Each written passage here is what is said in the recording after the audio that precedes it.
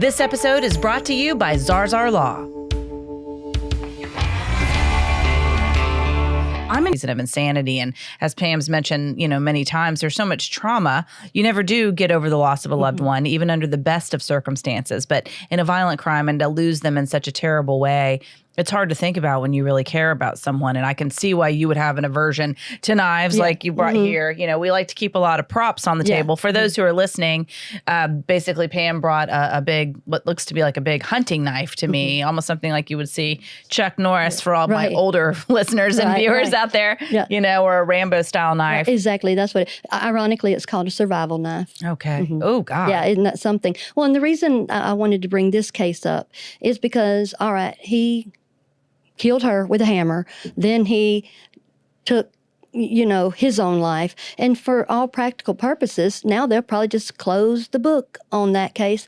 This lady, she mattered. Amy mattered. So we're going to look further into her story, and because we are the voice of the voiceless. That's right. We have a focus on victims on this program. I'm looking forward to learning more about that case. And as in so many instances where we hear about these murder-suicides, I'm like, can you just skip the murder part and go straight to the suicide? If you're the perpetrator, if you're trying to take somebody's life, just go ahead and take yourself out of the game first before you take someone else out. But I hate it for both of them. I wish it hadn't happened for either one of them. Right. Some sort of psychology or psychopathy or something that goes on during that. And I would like to know what that is. But I mean, in the middle of that, usually selfishness is the prime reason. Lack of control. I can't control a situation. All right. Well, here's another case that we're following. This is a murder trial in Connecticut nicknamed the Preppy Party Murder Trial. It's about a group of teens who are celebrating graduation, the beginning of summer, having a shindig, if you will, that involved alcohol and not a lot of adults. In fact, these kids were essentially drinking and partying unchecked. And it started with one boy slapping a beer out of another boy's hands. And the next thing you know, it escalates to a crime. So tell us a little bit about what happened there and why this is making headlines. Right. There's two different schools. The St. Joe kids and the Shelton High School kids is what they say there. One of them slapped, like you said, the beer out of the other one's hand, and the guy got mad. And I got to thinking about that. I mean, it could have been over if he would have just said, okay. But really, when somebody does that to you, I guess there's some indignation in there, even if you're 16 years old. Shouldn't be drinking anyway. But anyway, there was a fight there, then a fight at another house. These kids are going from one house to another. And I had thought back over this, and I thought, when I was going to parties at 16, I better stay at that party. And my mom needed to know how many adults were there. So this is a little different. They don't take it traveling. And so there's a lot of talk back and forth, trash talk and saying, okay, I almost felt like I was watching West Side Story, the Jets and the Sharks or whoever they were. It's like, we got beef type of thing. And so that's what they had. And then there was a guy that got stabbed. Three others got hurt as well in between this mix trying to break this up. And he didn't even go to either one of the schools. Oh, wow. So the do-gooder, if you will, the guy in the white hat tries to step in and do right by everybody, and he's the one that ends up paying the biggest price. Right. And it just turned into a fracas free-for-all. I looked at the fight. They kind of showed it, and some of them got their tops off. Some of them are, they're fighting and walking around, and I'm like, do y'all know how ridiculous y'all look? Do you think this is some badass stuff right here? I mean, it was damn ridiculous looking at it. Well, and it does make me wonder, because we do hear about this in so many different cases. We talked about the Apple River stabbing, where the man was convicted of killing a teenager because basically these young people were yelling at him, hollering at him, accusing him of being some kind of a pervert because he was looking in this, like a popular tubing boating area, if you will, where it's just shallow enough to stand, but he had lost, or one of the people in his party had lost their cell phone. So he had gone back to kind of look for it. And these kids look like, to me, maybe some alcohol had been involved as well, but they start hollering at him, and he takes it as a threat to his life and ends up just stabbing him, and one of them dies. And it's a tragedy all the way around. And in my opinion, I feel like sometimes young people, even older people, there's just this. I mean, we talked about the tattoo sucker punch case too, where an older man just sucker punched this guy because he wanted to pick a fight. It seemed like he didn't like he had tattoos. Younger man, easygoing, nice guy, out on date night with his wife.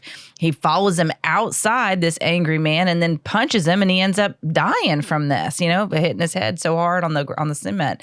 And then we have a local case here in Pensacola, a shooting at Mugs and Jugs here in Pensacola, which was a bar that's popular with a lot of young people, young adults.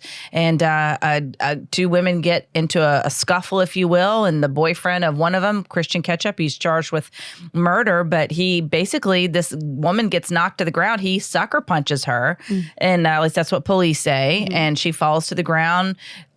Some say she was entirely unconscious. Some say she was barely conscious. At any rate, he's claiming now stand your ground on behalf of his girlfriend, who had been in a fight with Tiara Benyon, the victim, and Rachel DeRise, and she has since been convicted of a misdemeanor battery in connection with this, which has been outrageous to the Tiara's sister. She feels like that was just a slap on the wrist, less than a slap on the wrist, more like an insult. But Christian Ketchup's trial has yet to start. But that's going to be his defense, according to court documents. He's claiming the stand your ground that he thought that a cell phone in Tiara's shorts was a gun, and that basically he just emptied at least 6 bullets into her body, from what I understand. That number may not be entirely right. I've heard different counts from the sister as well as in the reports, but multiple gunshots went into this young woman. She had no alcohol in her system.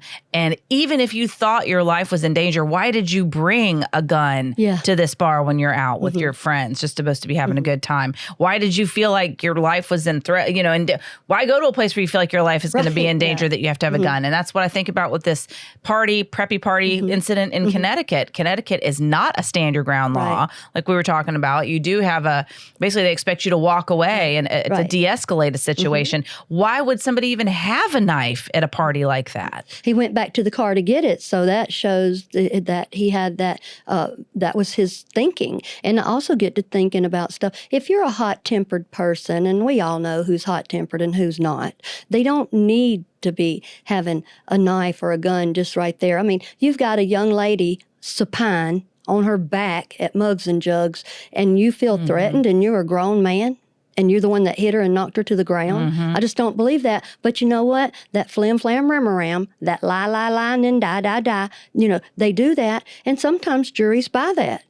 So, I mean, it's embarrassing to me that you're going to stand up there and say, stand your ground, while she's on her back on the ground. Well, and that taxpayers are paying the bill for these experts that come in and say, well, he does have good reason to think that she might have been armed. Well, why the hell did you have a gun there to begin with? Right. And at least in the Apple River case, the man who was convicted of murdering that person in that case, he had a small pocket knife that he brought with him that he'd had forever. And he brought it with him because they had ropes that they were keeping everything tied together. There was a reason. It wasn't like he had some big survival knife like this thing here, on the table. At any rate, I just don't understand these young people in particular. It seems to be, especially when you add alcohol in the mix, that this is just their way of trying to be macho. It is. And that's what I say, testosterone Ted jumps out all the time. And basically, Testosterone Ted. He's in a lot. Testosterone Ted's in all Him's this. bad news. Him is bad. But, he was here at this party too. But these guys back and forth, this is crazy the way they did it.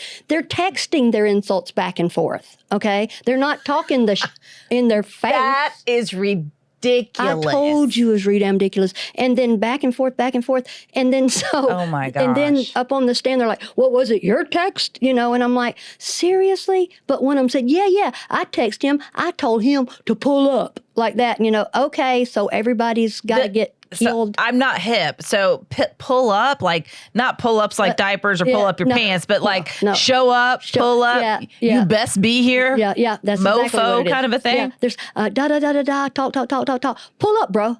So that's what he did. It's so pulled up. It was dumb. But that's one we're still working on, because some of these were lacrosse players and football players. They're all strong, but they were walking around, like I said, like little. Like Do they just not feel adequate in the rest of their life that like any opportunity to act like a macho man can't be resisted? I think it's this right here. A little bit of drinking, a little bit of beer pong. Yeah, a little bit of that. Because one of them was explaining to one of the lawyers how the beer pong, they said, well, we don't use use beer anymore on beer pong. We fill the cups up with water because the beer gets nasty when the ping pong ball goes in there, but you have your own beer over here to drink. So I don't even know if you're that hip or not. I'm not. So I never did a lot of drinking games. That is not to say that I didn't go out and do my share partying. Right. I mean, I certainly am guilty of that on every level. But like, I don't think that like when I was young, I can't imagine anybody taking anyone seriously. Was like, oh, that's nasty. But that's what they said. That's the whole. That's what I mean. That just seems like a generational thing. Like my generation was like,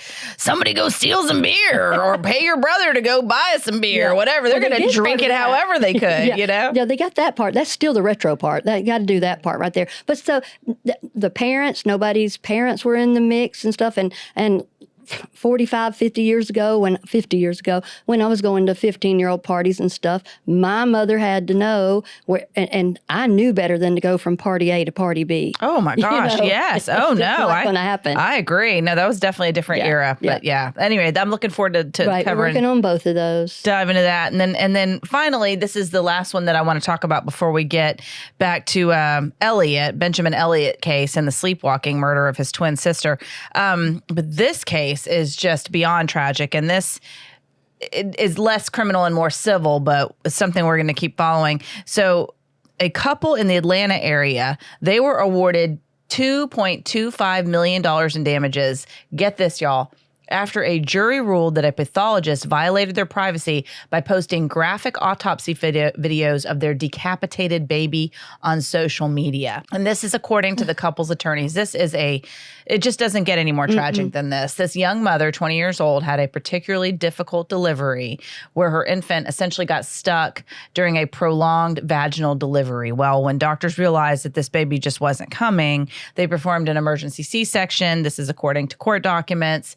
But tragically and horrifically, the child's head was delivered vaginally and the rest of the baby was taken by C-section. So as horrific as that is, the parents didn't even know that's what had happened to their child. They didn't know until the baby was sent to the funeral home to be prepared for a funeral. And the funeral home basically called the parents and was like, you do realize this baby is in pieces? And they're like, what? No, we had no idea this was happening. So they hired this independent pathologist named Dr. Jackson Gates to perform a private autopsy after this traumatic delivery, which happened basically almost 2 years ago, July of 2023. And they hire him. And then a couple days later, he had posted videos of this baby's autopsy, graphic pictures of this child's remains.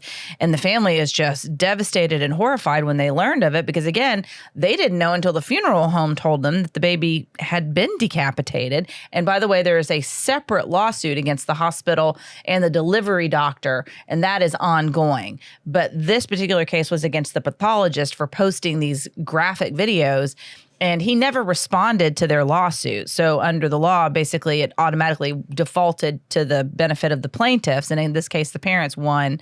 But there was a jury trial to determine damages. And that's how they came up with the 2.25. So they won this. But after the result of the jury verdict awarding them this money, Dr. Gates said that it was basically a travesty of justice, a miscarriage of justice, what they'd found, because he said he didn't intend for that to ever, that he was devastated that it had caused so much pain to the family, but that he regularly posts videos of autopsies for educational purposes, and he did not identify the parties involved. So essentially, he didn't think they were going to see it. He didn't think that they would know that was their child, but there aren't a lot of decapitated babies out there, I certainly hope. So I can certainly see why somebody could easily make that connection. That's just my opinion. But it's a heartbreaking situation all the way around. It goes to show you once again just how dangerous natural childbirth really is on so many levels.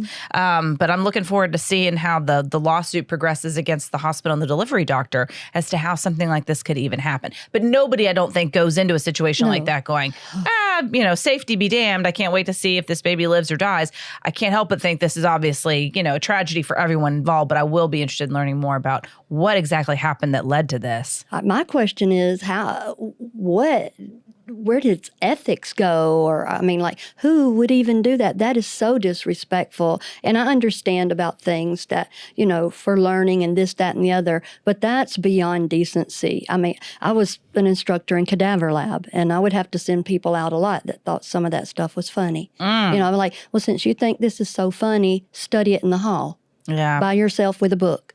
And by that time, that is disrespectful. And if you can't act any better than that, you can't be in here. I mean, that story's made me sick. Oh, it was awful. And I just, a friend of mine, Marie, reached out when she saw this, and she goes, hey, this might be something for you to watch for the podcast. And I think she's absolutely right. And just, for those folks out there, if you come across a story that you feel like is, something that you would like to learn more about, or you'd like to see us cover here on Gulf Coast Confidential, please feel free to email myself, Molly at mollybarrows.com, or you can also reach out to Pam. We're both on social media, particularly active we're on TikTok, Instagram, and Facebook, but you can find Pam under Pie. That's right. Pam Hill is Pie on right. Facebook. Yeah. And then I've got a couple of them on Facebook as well, personal as well as professional, but you'll see the difference. There's one of me and my daughter for my personal one. That's your personal The professional one is, Yeah. Meaghan with a little more like professional, with a jacket. The professional. But we would love to hear from you if you have any stories that you would like for us to cover. But yeah, just wrapping that up, basically the Clayton County Medical Examiner's Office that did the original autopsy on this baby did determine that this child's death was a result of a homicide, which basically just means that a human action caused this child to die. So that's what I'm saying. Well, we'll continue to follow that part of it and see, where that case leads. Yeah. But not enough. 2.25 is not enough. Oh, and for the pathologist, absolutely. Yeah. That's just for the pathologist. Right. We'll see what happens with the death of the baby. I mean, I'm done. I know, and we'll be praying for them for sure. Well, now back to the case that we're focusing on today, talking about Benjamin Elliott out of Texas. He's 21 years old now, and earlier this year, he was tried for the murder, a deadly stabbing of his twin sister. And we're going to talk about the results of that trial here in a minute. But first, let's talk about exactly what happened, because his defense was that he was sleepwalking when he did it. And that in the middle of stabbing her to death, he realized that it was not a dream, not a nightmare, as he told people, and that it was actually happening. And so then he claims that he tried to stop the bleeding with a pillow and et cetera, et cetera. And Pam's got those details for us. But I tell you what, I don't know how that has to be in you. We did that other podcast episode of the young woman that did some medical marijuana or whatever kind of marijuana it was. I don't think it was medical marijuana. It was just some other kind of marijuana. Recreational marijuana. And then she just freaked out and stabbed this young man that she was dating until there was just a hole in his chest where his heart had been. And I'm thinking to myself, that still has to be in you. 108 stabs. 108 stabs. That's the name of that episode if you want to check it out. But yeah, that and she got pretty light sentence. Almost She's already like probation. Yeah, like he was like, well, the drugs messed her up, but we're gonna let. But I just feel like whether it's recreational marijuana, whether it's sleepwalking, whatever the excuse is that you're not in your right mind when you do something like this, and I know you're familiar with that too. Going back to Brandon, your nephew and your sister's son killing her. That has to be in you to a certain extent anyway. I do think there's different levels of mental illness, some more severe and more disconnected from reality than others. But sleepwalking, I mean, there's part of me that's like, what else was happening with their relationship? Well, that's what you have to look at, a whole lot of things. And sleepwalking is sleepwalking, obviously, but something known as parasomnias is the sleepwalking and the stuff you do. Being a pharmacist, I hear all kinds of stories about Ambien and other sleep medications. And most of the sleep medications are not meant for long-term use. They're meant for about 14 days.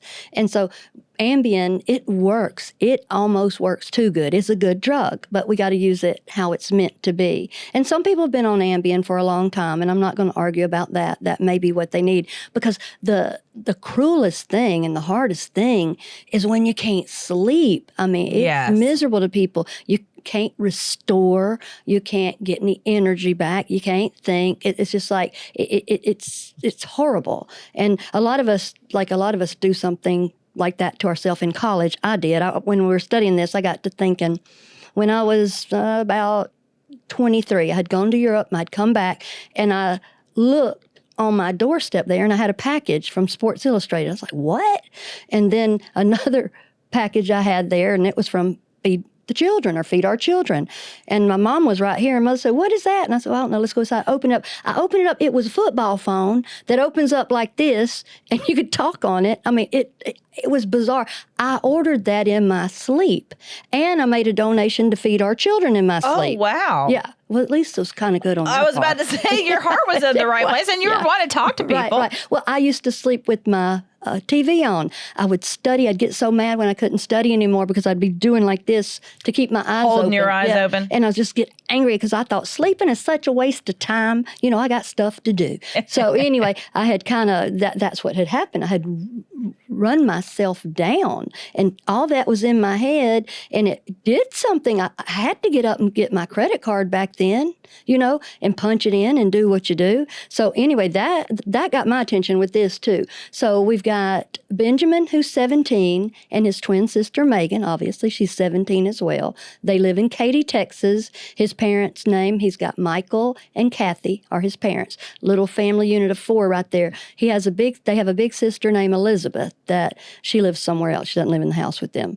So good thing. Yeah. This was on September 28th, 2021. During the day, they had earlier in the week, the twins had stayed home. They were sick. So this is later in the week. So on this day, they were just kind of at home, just sitting around. So the dad and the son had been playing video games. So we're going to jump on to about 6 to 11 at night. Dad and Benjamin. Yeah. They're playing video games. That's what they like to do. Benjamin and Meaghan are both kind of nerdy and goofy. Meaghan's on the spectrum a little bit, and so is Benjamin a little bit, but not as much as Meaghan. And Meaghan had been diagnosed with some mental illness. I don't know what it was. They didn't say what that was. And also during that day, they'd had dinner, and so everybody was kind of nesting. And his dad, they loved knives and swords and the things, the metal and stuff of all the kind of weapons. And I mean, just because I don't understand that doesn't mean that they shouldn't do it, but sure. I don't understand it. But, you know, I collect beanie babies. I've heard of other people, too, that collected swords, and sometimes it's in that, you know, following the different fantasy realms, if you will, the different storytelling, like, you know, in my era, that would have been Dungeons and Dragons or whatever. But now there's video games and all sorts of mythology, fantasy storylines, and people, I think, enjoy collecting swords and weapons that sort of fall in line with those storylines, it seems like. Yeah. And again, I don't get it, but I've seen remember it. Remember that sword that you put a post on about the sword at Pensacola Beach? Oh my gosh, I forgot all about that. Y'all, I did a story. It's probably about 2 years ago now, and it was just kind of going viral, if you will, on social media. Here on the Gulf Coast, if you're not familiar with it, well, let me just take a moment to brag. It's so pretty around here. It is. We have snow white beaches, beautiful Emerald Coast waters. In fact, that's why they call it the Emerald Coast, and because it's crystal green and just it's beautiful. We have the most beautiful beaches in the world. I dare anyone to say that their beaches are prettier than ours. But so, you know, because it's so clear, you can often see things. You know, we also have dangerous rip currents. We've, you know, that's a whole nother story, but I don't want to, I just feel like I got to put that in there. If you're going to come down and visit and enjoy our beautiful beaches, also just be aware and pay attention to the flags because it can be dangerous. But on a beautiful, you know, green flag day, when the water's crystal clear, that's what one couple found when they were strolling along in our area. And they looked down and saw the hilt, if you will, the handle of an old sword. And they pulled it up out of the water and realized, sure enough, and then they had called basically one of our local archaeology offices and said, hey, I've got this sword. Here's a couple of pictures of it. Let me describe it to you. And you know, they'd have to inspect it in person to decide what it is and how old it is and if it's legit. But they said it appeared to be of a certain age, but it didn't have a lot of barnacle growth on it. It didn't have a lot of other things that you would have if it had been in the water for any length of time. So we have hurricanes that hit regularly and what they suspect, because this couple, even though they called, they never did really bring it in for a physical inspection, and they didn't respond to my requests and other media requests for interviews. I think they had stumbled across something valuable, and it went viral so quick, so fast. They kind of went into lockdown mode. I ain't talking about this sword with nobody. Get out of here, Molly Barrels. Right. I'm sitting on King Arthur's sword and nobody's going to take it. I mean, I don't know if that's what they thought or not, but they didn't respond and you know, good on them, whatever they want to do. But that story ended up getting picked up nationwide because everyone's like, a sword? I mean, you know, like eating popcorn. Like there's images of King Arthur. And that's how I started it. I said it was no sword in the stone, more like a sword in the sand. But when Right. this man pulled it out, it went viral. And the emails that I got from people all over the country basically saying, I saw your story on the sword, and here's a book on swords, and here's what it could have been. And there's a house that had a collector in the area of swords and that got mowed down by the hurricane, and could have been some of his swords that he'd collected that ended up in the Gulf. But let me tell you, men love to talk about swords, and I had no idea.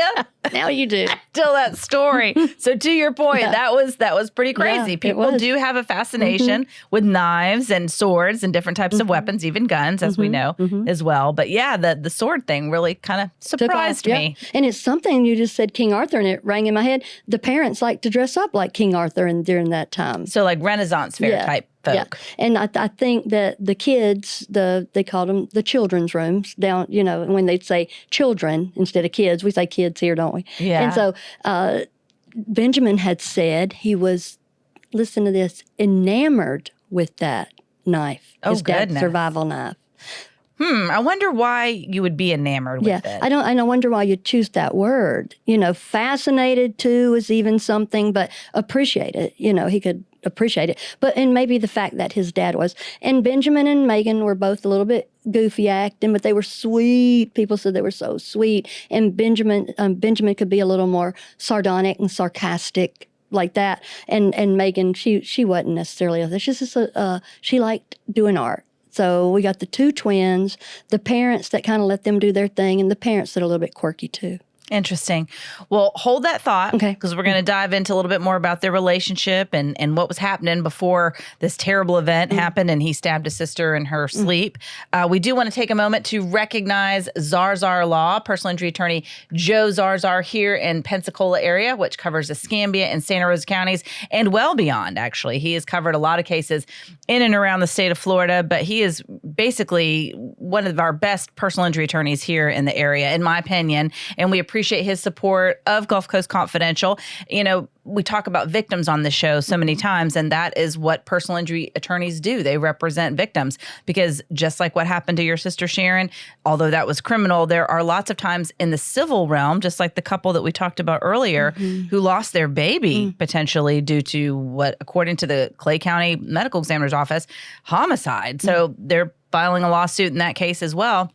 But these things happen. These are extreme examples, but every day, whether it's a car accident, a slip and fall, maybe some other product or a medication that somebody's taken that has caused someone to feel hurt them in some way, whether it's hurt their body, it's hurt their ability to make a living, it's hurt their ability to have a quality of life with their loved ones, be with their family.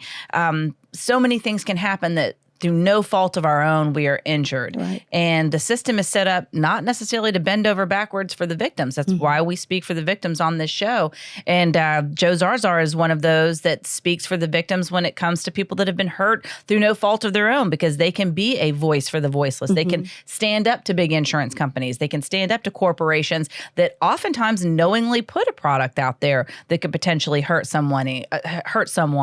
So we just want to, again, let folks know that if sadly and tragically, hopefully that never happens to you. But if you do have some sort of injury or a medical malpractice claim or hurt in a car accident, whatever the reason, and you need to talk to a personal injury attorney, Joe Zarzar is who I would call. Oh, definitely. Zarzar Law. And you can check out just the whole list of multi-million-dollar settlements and verdicts that he has gotten on behalf of his clients. And they also offer free consultations. So it's a good person to start there if you're trying to decide what your next steps are in case you have been injured. Right. And he's a tiger. He goes after the right is right, wrong is wrong. But hey, what do you do on Tuesdays between 2 and 4 during the summer? Well, probably stay inside where it's cool. Okay. Well, how about come to Zarzar Law? Joe has this free Z where these are shaved ice. It's not the grandma's snow cone. And you can go down there from right now until August the 5th. And Stella and I went down there the other day, and you can get any flavor of shaved ice you want. Look at this big old cup. That is All the way full. fantastic. There, yeah, pick out and down there, it's just a time for folks to get there. Folks are right there on Romano Street, sitting there being cool. All the cool people are there. I know, I love it. He's right in the heart of downtown Pensacola, our hip and happening spot there on Palafox. Right. Well, that's a great idea. That's a good way to beat the heat and also just get down there and have a little fun on a Tuesday afternoon. Yeah, and it's free, 100% free. Moms, dads, kids, whatever. But it's called the Free Z like Zarzar, and you can pick any flavor you want. I'm going to be there this Tuesday. Fantastic. Well, if I don't make it, I want you to send me a picture of your tongue afterwards. Because whatever the shaved ice is, I feel like I have this collection of pictures over the years because I do love me some shaved ice and different types of what do you call them? Snowballs? Snowballs. Yeah, like snowballs or, whatever. But I always end up in the mirror I want to see. Mick Jagger. If it's like red, right, exactly. Not nearly as skinny or as talented as Mick Jagger. But at any rate, no, that's a great idea. We'll have to check that out. I'm glad you got a chance to go by there. And Freezy Tuesday sounds like a fun idea. That's where I'll be. All right. Well, let's get back to our story now. So we took a little break from talking about Benjamin Elliott. Family was into, it sounds like a little bit of, fantasy, following those stories. King Arthur, they like the swords, but nobody would ever, there's a lot of families that like that and participate in it, and they don't murder each other. Right. So what happened in this case? Well, what had happened is that Benjamin, he had, like I said, stayed up late, and he had trouble sleeping. He has sleep apnea. He's a bigger boy. He had sleep apnea, and he would stay up on his phone like a lot of us do. Almost dare anybody to say they didn't do it, but we do it. And so he had waken up during the night there. I don't think he went to bed. So he's on this particular night, the 29th by now, because it's after midnight. He is on his phone, playing around on his phone. And then he's looking at Reddit, looking at YouTubes, and his sister's in her room. Their rooms are sort of like these newer houses that have the kids' rooms on one side and the parents are on the other. So they're on that side of the house. But their rooms, I think, are right next to each other. So he's doing all this. And then at 4:06 a.m., he unplugs his phone. And at 4:08 a.m., he takes 18 feet, goes 18 feet. That's they said, the distance from his door to his sister's door. Okay. So they said that he was probably going over there to see if she was awake. And she was asleep. And then at 4:17, his phone was locked. And then we don't hear again about his phone until 4:41. So in between there is when he had taken the sheath of the knife, that's this cover here, and threw it on his bed, and he went to his sister's room with a big survival knife. So he unsheathed the knife before he walked across the hall. Right. Threw it on his bed, took the survival knife, and he goes in there, and he stabs his sister in the neck. Yeah. Oh, my God. Yeah. I mean, that is just, it's hard to come back from that. It's almost making me sick to say it. Yeah, it just hurts my heart. I know, especially after what happened to Sharon. Yeah, and that's what I think about. He stabbed her in the neck, and then he stabs her again in the neck. Now, here's where things get iffy and what's going on. Okay, they say he stabbed her in the jugular. If he stabbed her in the jugular, that blood would be spurting out if he didn't put his hand over it or put something over it. So they say that he took a pillow and put this over her face. So Pam's got a pillow for our listeners. Yeah. She's basically demonstrating. Right. So he's putting that over the face, and he pulls the knife out because that blood would have went everywhere. Sure. There would have been spray. Right. There's no blood spatter anywhere in her room. There's 3 little places there. So what happens is he comes to, he said. So he comes to, and he turns on the light, trying to keep pressure, and all the details get mixed around like that. It's either he did pressure and turned on the light or something, but he's being quiet.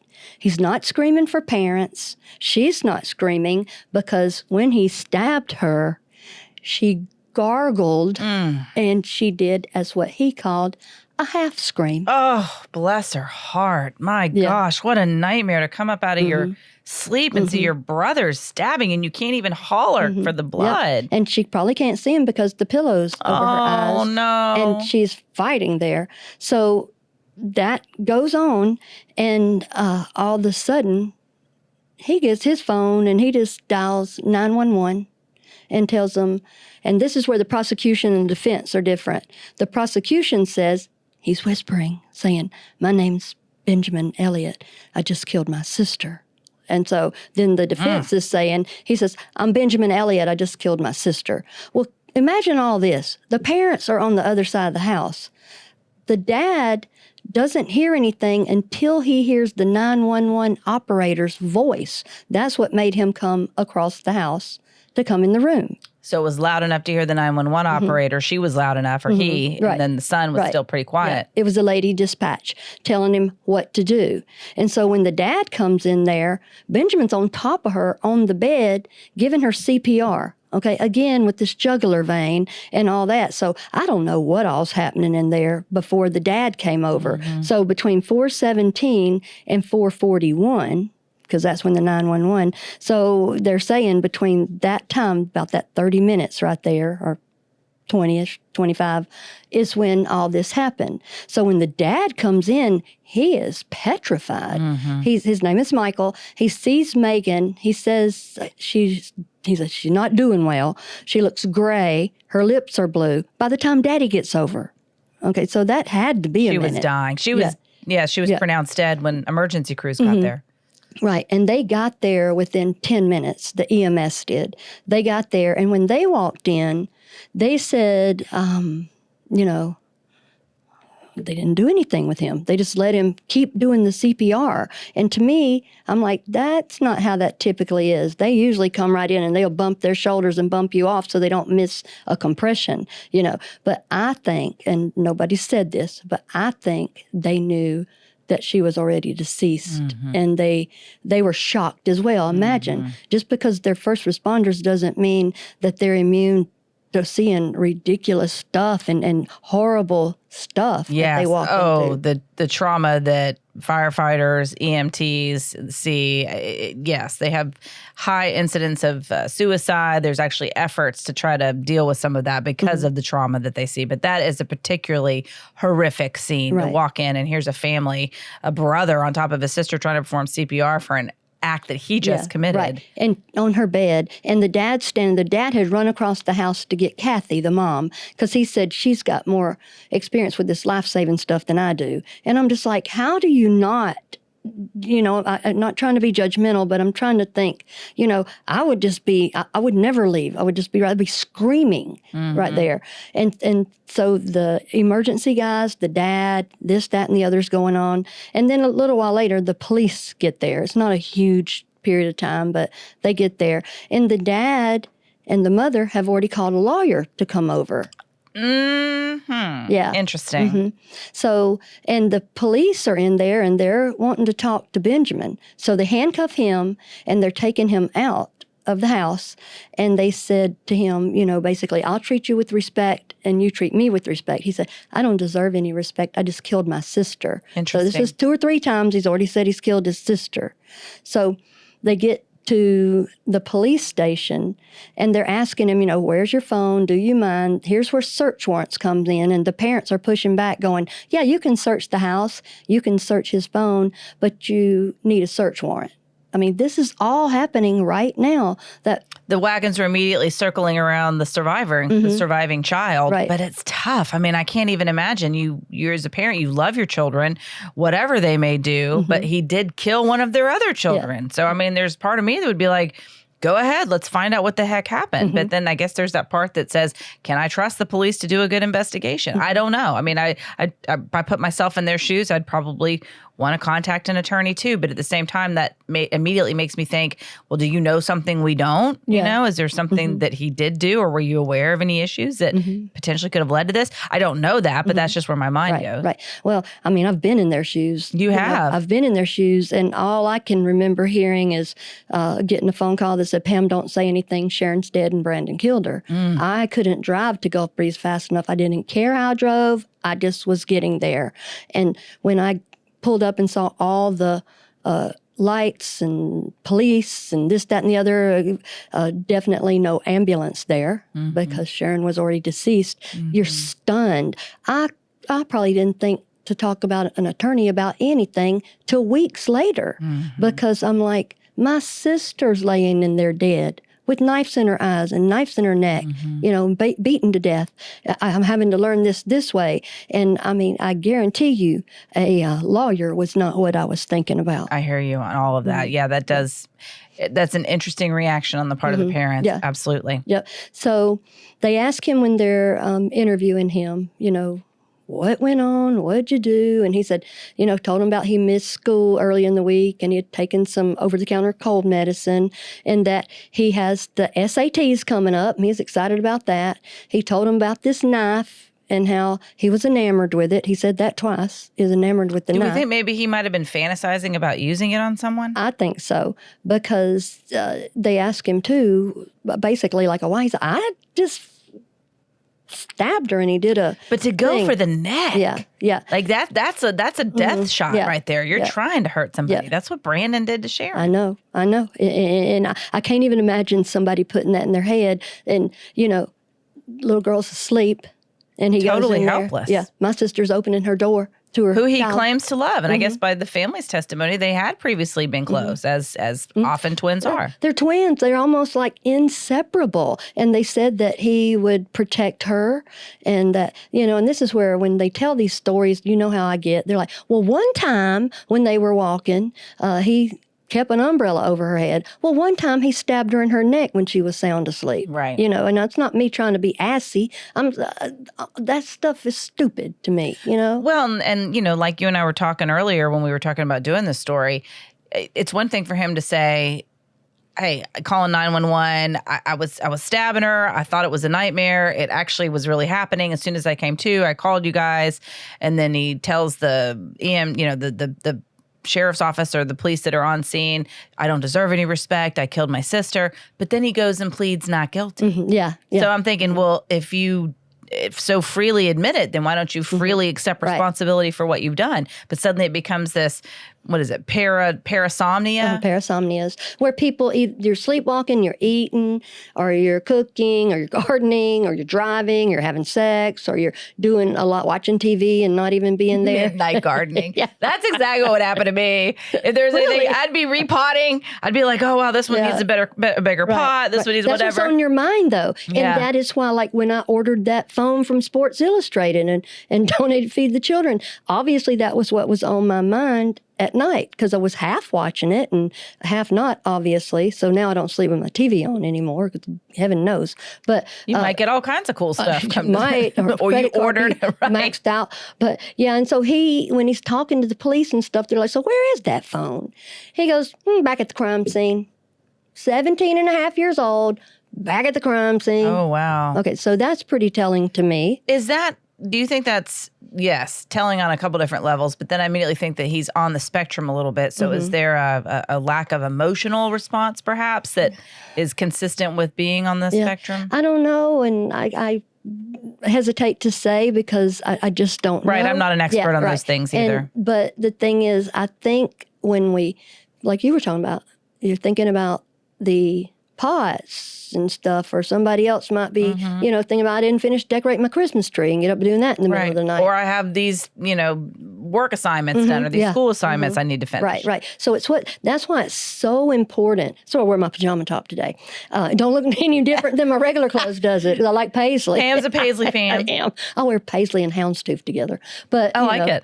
Thank you. But anyway, it's one of the things of whatever's in your head when you go to sleep at night. So, this is one thing that I was listening to too, that his sanctuary or his sleep area, he had the knife on the bedstand. And that's one of the things about parasomnias is that when someone wakes up from a parasomnia, they're usually amnestic. They have a little bit of amnesia. They're not going to remember, I just stabbed her in the neck. And he didn't remember the first stab. They said he remembered the second one because he remembered how it felt. I felt like my knife went into something. And then also, when you wake up someone that is sleepwalking, typically, not always, they are combative or they'll fight back. That's why we gently usually take them back to their room, And this had happened with him before. His older sister, Elizabeth, had said that he had sleptwalked into, like, the door of her room, and she just gently tapped him on the shoulder and turned him back around and sent him to his room. Then this is what the defense likes to bring up too, where they're like, hey, one time when he was 12, he was at a slumber party, and they even had a friend get up on the stand, and they said that they caught him in the middle of the night eating a donut, and he was asleep. And I'm like, well, he could have got caught eating a donut and someone's going to get mad or whatever. Right. Well, and that's quite the stretch between eating a donut with sprinkles like we got sitting here and then picking up, Rambo's knife and going after your sister. Right.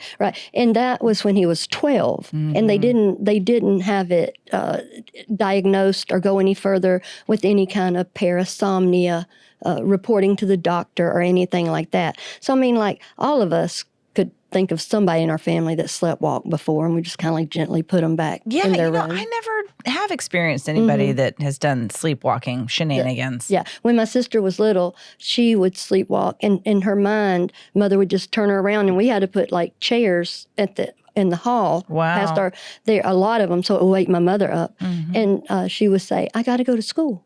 So it was school. She had goals. Bless her. Yeah. So it was that. And I saw that firsthand, and we all just stayed quiet, and Mom just take her back to her room. The jury did convict him. And I think it's interesting that one of those neurologists that testified, Dr. Gerald Simmons, said, quote, I think the jury got it wrong.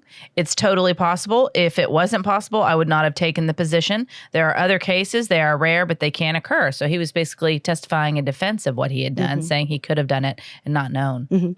Well, expert witnesses again. Here we are. Well, and they can all be paid for depending on what the viewpoint is that they need to look deliver. Look at it this way, look at it that way. Well, and also I love expert witnesses. I listen to them and try to see what they're thinking, because typically it's scientific stuff that they're talking about. And on here, one of them was an expert that had written a book and said, you should always do this, this, this.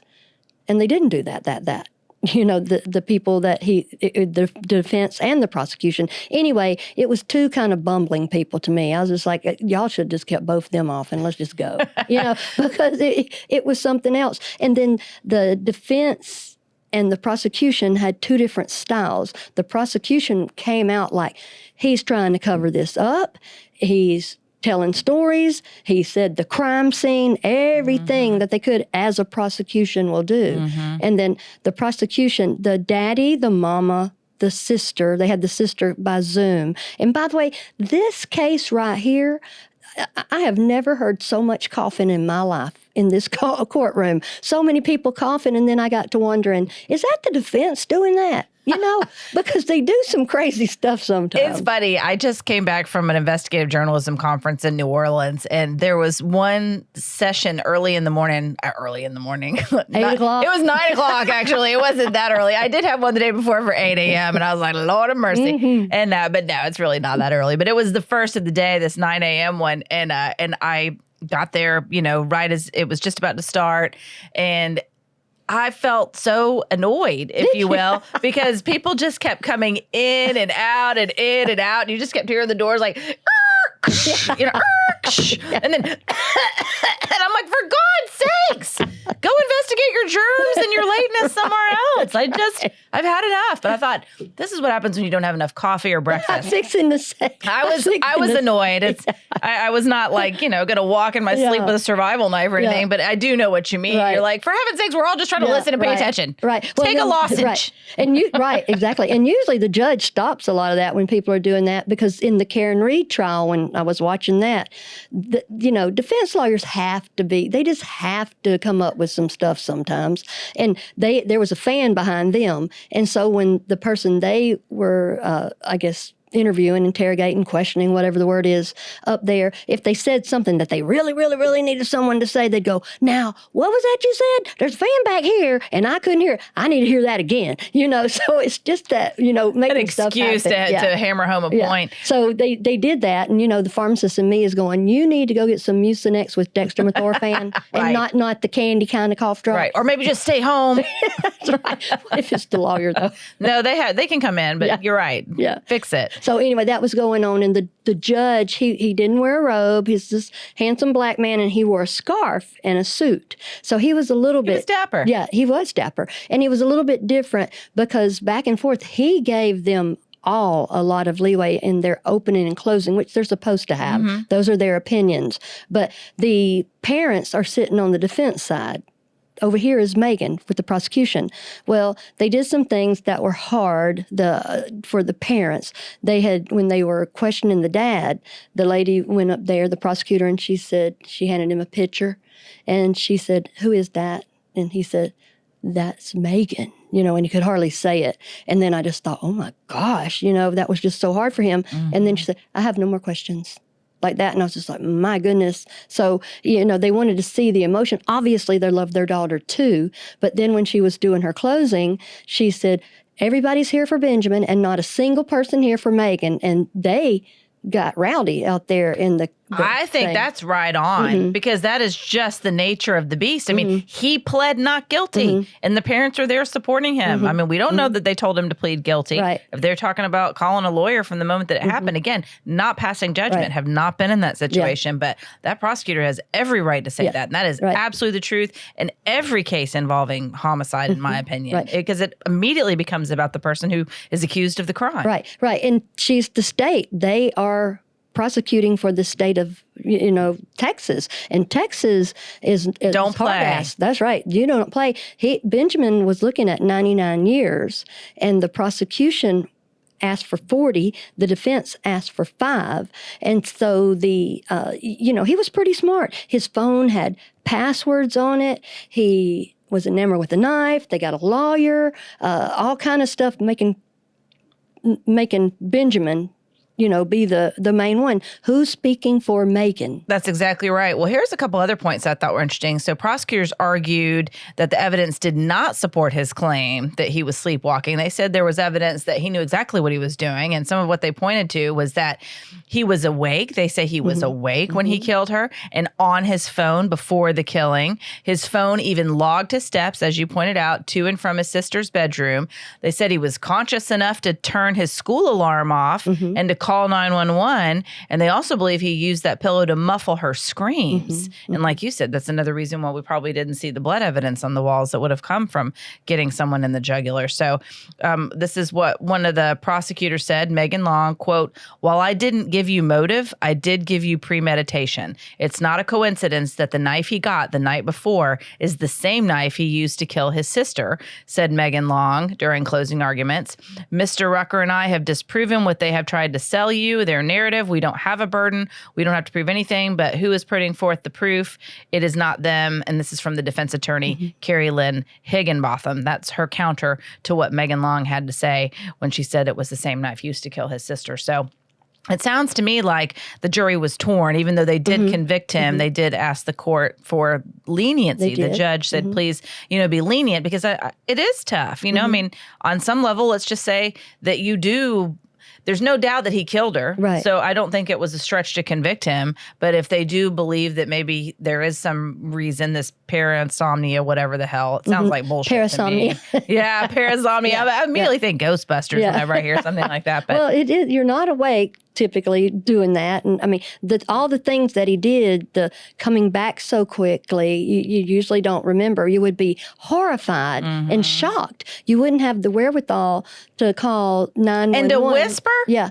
And to be doing, I saw the girl, she was so pale. And I'd be hollering for our parents, "Oh my God, what happened? Call 911, Well, that's our house all the time. When I was a little girl, we just yelled across the house. I can't imagine. Totally. I still yell across that. "Vivian, what do you want for breakfast?" See, and they're separate right there. Right. So, that all was just unbelievable. But the jury deliberated for 5 hours, and the judge gave him 15 years because even the defense said, well, either he's a psychopath or has parasomnia. Well, maybe he's a psychopath with parasomnia. Yeah, the jury did say. And I often wonder, how does that note get to the judge? Do they write it on the bottom of the jury slip? Like, we find him guilty, but we easy feel on him. sorry for him. Yeah, that's the bottom line. Well, he was 17 and a half, and he would sit with his hand like this, and I almost like thought, he made his hand to a fist and would prop his chin up on it. And like he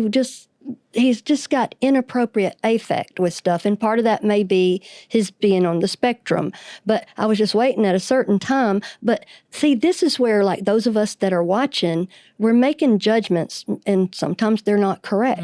But, you know, who knows? Did they want him to sit there, like, you know, crying or whatever? But this has all been so weird. Oh, it's just a wonky case to me. Well, he does not have a criminal history, which of course goes to sentencing. And then he had no issues while he was out on bond. And they said those were some of the factors that they used in determining that 15-year sentence. But like you said, I mean, in Texas, murder carries a punishment of 5 to 99 years in prison. So Elliott will be eligible for parole in about 7.5 years. And he's certainly not going to be the same person that he was when he walked in there. And that's what his dad said. Somebody said, well, he has no remorse, the prosecution. And he said, y'all don't know. I was about to say, we don't really know. Yeah, because he said he literally had to put his hands on Benjamin's face when he was taking him home. He's been out on bail before he got convicted. He said he had to take his hands on the side of his face. The parents seem real loving and sweet. Sure, yes. They seem a little bit non-traditional, but everybody's different. That's what makes things cool. Everybody's family's a little different. He just had to, he said he looked him straight in the eyes and said, hey, you know, had to get him to come back to him. Wow, just to focus in and pay attention. Well, I thought it was interesting, too, in researching that, in the same county in 2019, a man named Raymond Lazarine, I'm not sure if I'm saying that correctly, it could be Lazarin, but he used that same defense of sleepwalking when he was accused of killing his wife, and he was convicted of that. So nobody bought it. No, it is amazing. You could look at it either way, and him having sleep apnea and some of those things going on that, I mean, if you don't get enough rest, and that's one thing I'm real funny about my bedroom. I want that to be my sanctuary. I don't want to, I going from college, I had books and stuff everywhere. I studied all the time, kept stuff going. I don't want all that stuff in my bedroom. And I listened to Madonna one time, and she said that should be the most, you know, soft place in your house. And she described what she did. No TV, a bunch of plants and things like that. A sanctuary. Right. And just stops all the BS at the door. Get that out of here. You know? A safe space. Yes, that's interesting. Well, in that one case where he was convicted, Mr. Lazarine, apparently he had quite the issue with drinking, and he had threatened to kill her multiple times before. But there had also been incidents where he had done stuff when he was kind of out of his mind. So it was possible. But going back to how we started this, I feel like that has to be in you to a certain extent. And I'm not passing judgment, but there's just part of me that said, you know, I've been angry. I've certainly done things I'm not proud of. And I know I'm capable of losing my temper and doing stuff I'm not proud of because I've done it before. But to like fantasize about hurting someone or having a fantasy about a weapon or being enamored with any kind of killing tool, I'm not passing judgment. I don't understand that because I don't relate to it. But it certainly seems to me like that could potentially play a role in why people do what they do. This man who claimed he was sleepwalking, who was history with alcohol, he also had a history of being violent and making threats. So it seems like it makes sense that he was convicted, even if he was not in his right mind. It was by his choice, by his behavior. How much of this, even if he was a kid on the spectrum, how much should he indulge in those fantasies? We don't really know what goes on behind the closed doors of his mind. Right, and we don't know what goes on behind the closed doors of their house either. And that's what my heart breaks for this whole family. And that's another reason why we have to guard our thoughts too. But if he didn't see anything wrong with that, and it was fantasy and, you know, play acting and stuff, and, you know, everybody doesn't have the same maturity level. Right, and the whispering to the 911 call is creepy. Yeah, well, they say that. I think, and you could say whisper, and I could say soft talk. Talking low. Yeah, but still, I know me, I would be screaming everything in the world for someone to come over, and that none of this went by a cookbook. Right. Well, and then I wonder, well, is he normally a soft talker? Yeah, you know, it seemed like he was kind of didn't pass the potatoes. You know, it had to be. It didn't seem like he got things all wound up and stuff. He seemed pretty. They said he was sarcastic, and not in a bad way. That he was the funny one. one. Okay. And Goodness. she was the artistic one. God bless this family. Yeah, well, a tragedy all the way around. And we appreciate you breaking that case down for us, Pam. I know it brings back some sad memories for you as well. But like we talk about over and over again, we're about bringing victim stories to our audience so that people can learn from them. These are extreme examples, but I think we all deal with tragedy in multiple ways in our own lives. Right. And believe it or not, even though this is a hard thing to go through, it does help me to process some of the feelings that I'm not so weird for having these feelings. Absolutely not. All right. Well, thank you so much, Pam. And we thank you for joining us. That is it for this episode of Bloody Nightmare. Sleepwalking teen Benjamin Elliott stabs his twin sister to death in a waking nightmare. I'm your host, writer, and producer, Molly Barrows, with co-host and researcher Pam Hill. And a big thanks, as always, to our director, editor, and production engineer, James Roy. Remember, you can always listen to more of our Gulf Coast Confidential conversations wherever you listen to your favorite podcast. And you can also watch right here on the Gulf Coast Confidential YouTube channel. Just don't forget to like and subscribe, and we'll see you next time.